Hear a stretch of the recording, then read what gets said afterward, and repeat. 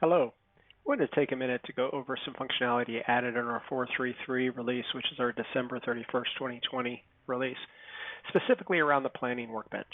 If you use the Planning Workbench to schedule or plan or analyze your production schedule, these might be helpful to you.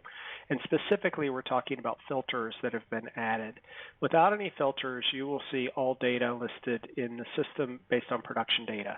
My demo data doesn't have a lot of data here, but it's basically processing 3 different formulas or formula types in my demo environment. Now, one of the first things we can do is actually tell the system we want to select a single formula. So I'm only wanting to dial into all production around a single formula. We've had this in the past simply by doing a from and a through. You could do it that way for the same formula ID.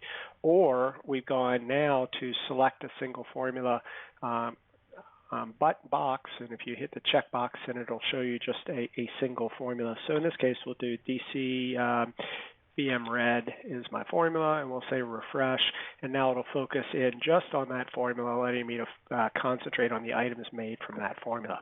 That's really all it is. It allows us to have a single checkbox, which is the effect of doing this. Now, there's another addition that we added having to do with the batch type. I'm going to change my companies real quick, and I'm going to change over to my beer company where I do a fair amount of work based on the batch types that I've got. So in my demo environment, I've actually got brew, fermentation, and packaging batches. For other companies, you might have, premix, intermediates, things like that you're doing, different batches, different types of batches. In this case, I want to say I only want to see those batches, they call them logs.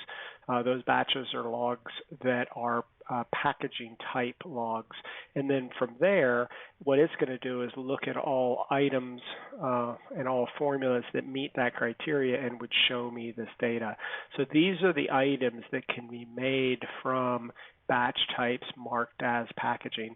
Some people think also mix fill. That would be another usage of this, but it could also be more specific if you're working with your package types in your data environment.